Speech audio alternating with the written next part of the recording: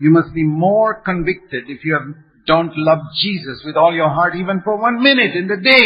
ஒரு நாள் முழுவதுமாக ஒரு நிமிஷமாவது நான் தேவனை ஒரு நிமிஷத்திலே நான் தேவனை முழு இதயத்தோடு நேசிக்காமல் போய்விட்டேன் என்று சொன்னால் அது உங்களுக்கு அதிகமான பாரத்தை கலக்க. Sometime during the day you love your job more than you love Jesus Christ. சில சமயத்திலே உங்களுடைய வேலையை இயேசு கிறிஸ்துவை காட்டிலும் அதிகமாக நேசித்து விடுகிறீர்கள். You love money more than Jesus Christ. இயேசு கிறிஸ்துவை காட்டிலும் பணத்தை அதிகமாக நேசித்து விடுகிறீர்கள். That's why you did something wrong to get some money in your business. ஆகவே தான் உங்களுடைய தொழிலிலே பணத்தை சம்பாதிப்பதற்காக தவறு செய்து சம்பாதிக்கிறீர்கள். You told a lie.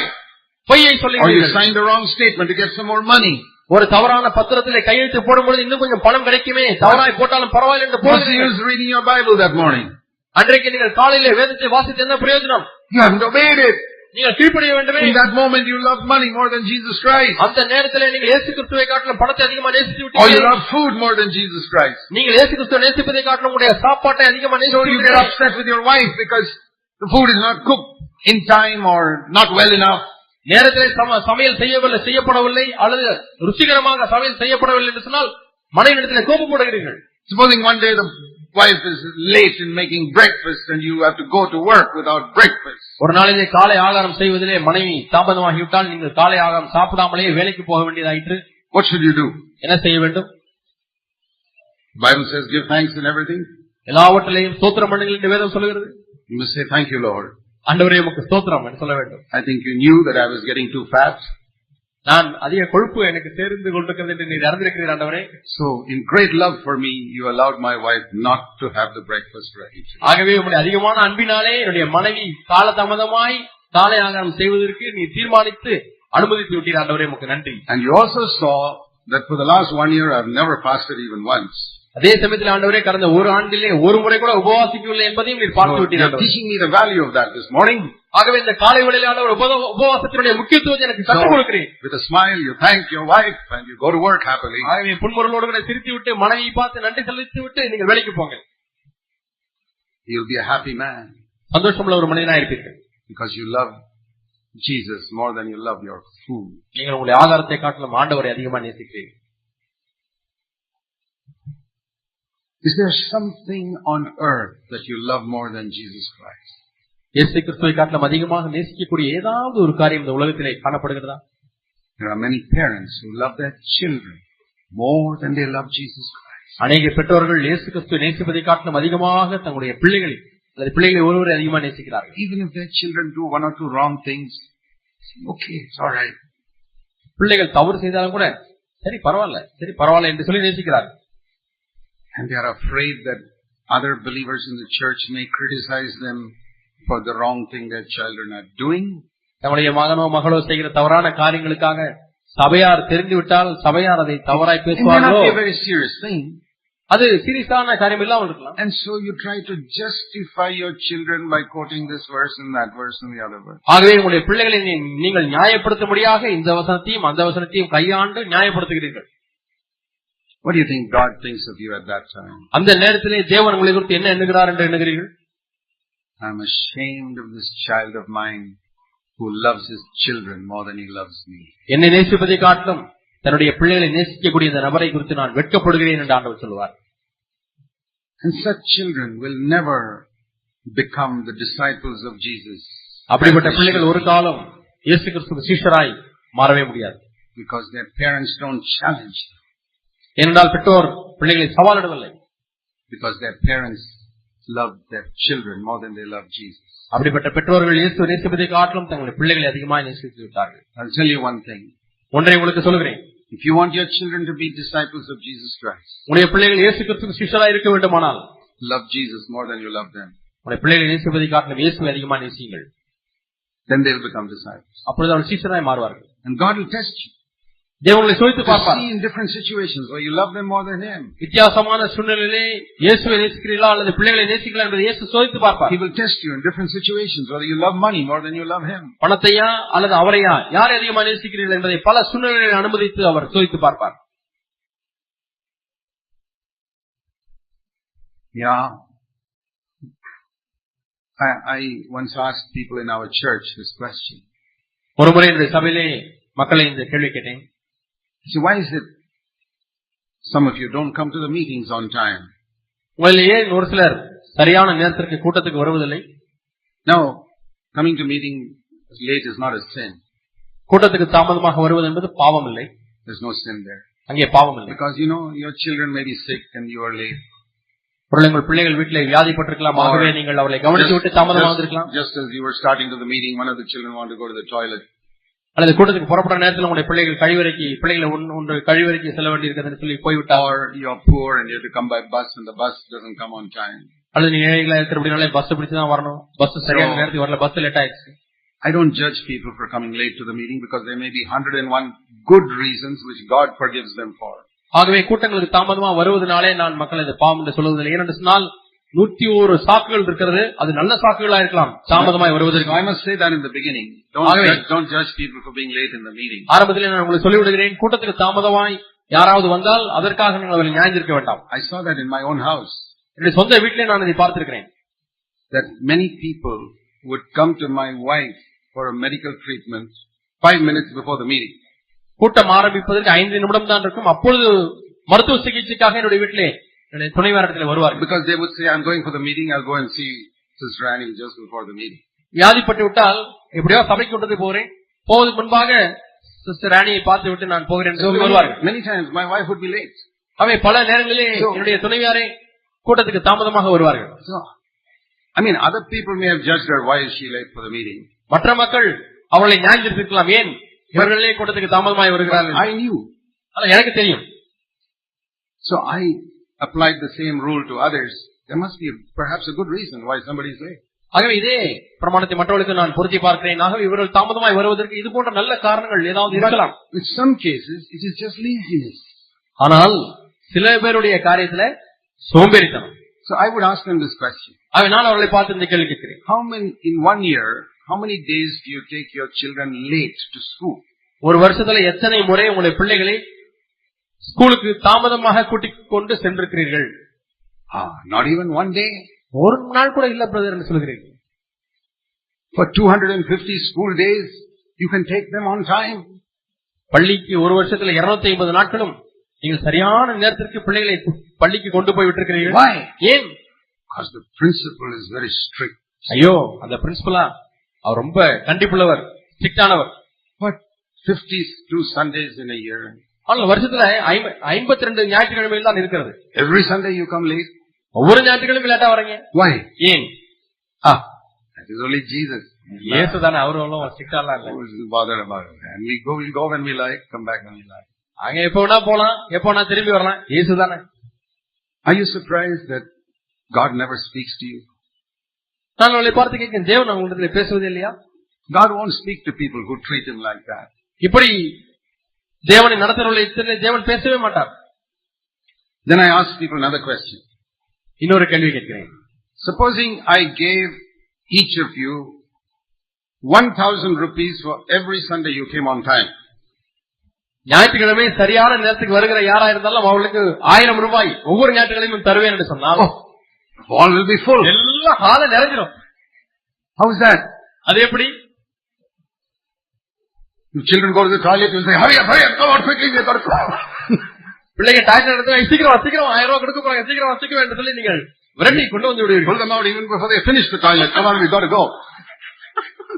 டாய்லெட்ல போய் முழு வேலையை முடிச்சிருக்க மாட்டாங்க, பாதியிலே அவங்கள கழுவி கூட்டு வந்து collect your 1,000 rupees. ஏனால் சர்ச்சுக்கு போய் 1000 ரூபாய் கொடுக்குறாங்க, அதை வாங்க வேண்டும்.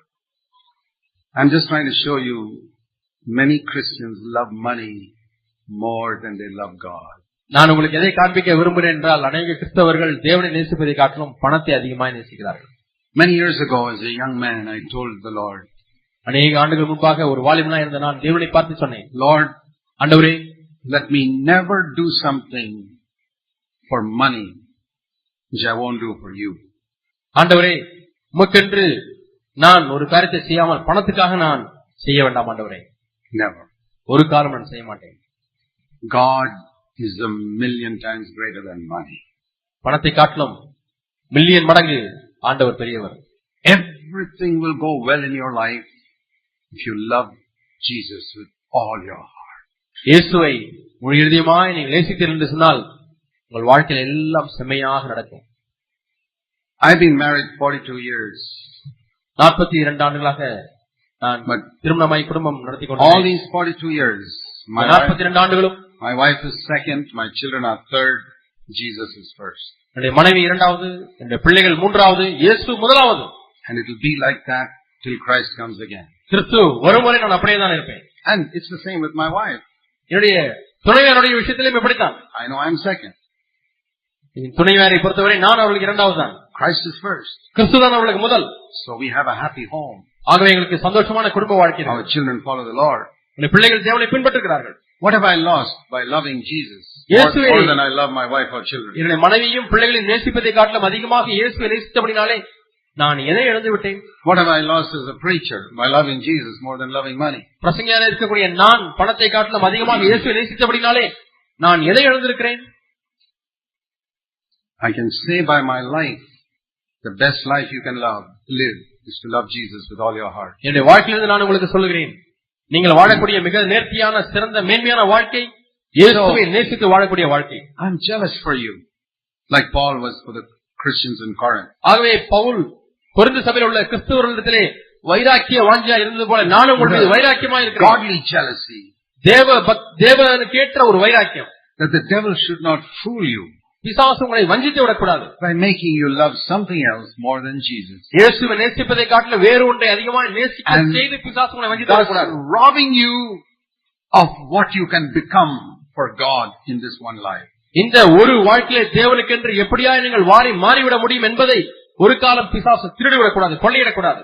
Take this matter of gossiping. புறங்கூறுகிற காரியத்தை எண்ணித்து எடுத்துக் கொள்ளுங்கள். It's a very common habit among all human beings. எல்லா மனுஷர் மத்தியிலும் காணப்படக்கூடிய ஒரு பொதுவான பழக்கம் புறங்கூறுவது. To see something, immediately talk about it even without knowing all the facts. எதையாவது ஒன்றை பார்த்து விட்டால் முழு உண்மைகளை அறிந்து கொள்ளாமலே அதை பற்றி நாம் மற்றவர்களிடம் பேச ஆரம்பித்து விடுகிறோம். Usually it begins at home with your wife or husband. வழக்கமாக அது மனைவியிடத்திலே கணவனிடத்திலே அப்படி பேச ஆரம்பிக்கிறீர்கள். Say, did you hear that? ஏய் கேட்டியாப்பா? Did you see that?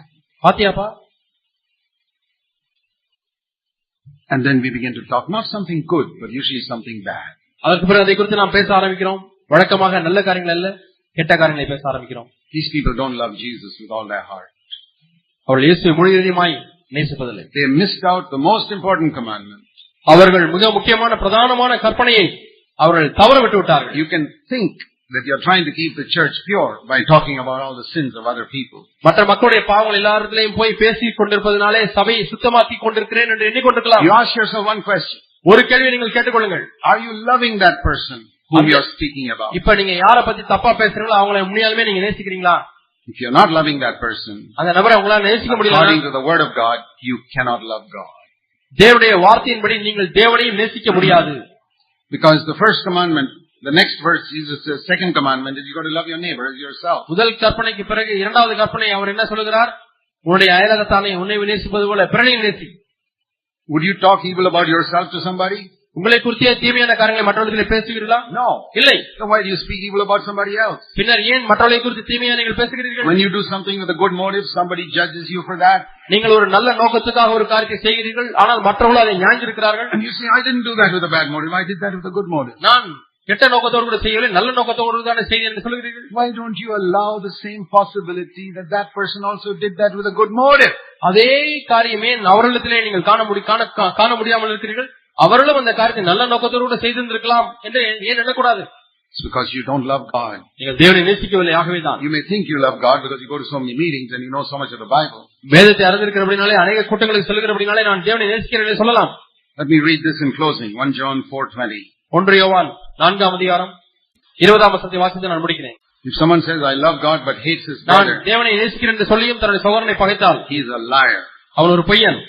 Because if he cannot love a brother whom he sees, he cannot love a God whom he தான் cannot கண்ட see. சகோதரனுக்கு அன்பு கூறாமல் இருக்கிறவன் தான் காணாத தேவனிடத்தில் எப்படி அன்பு கூறுவான்? He is not a believer, he is a liar.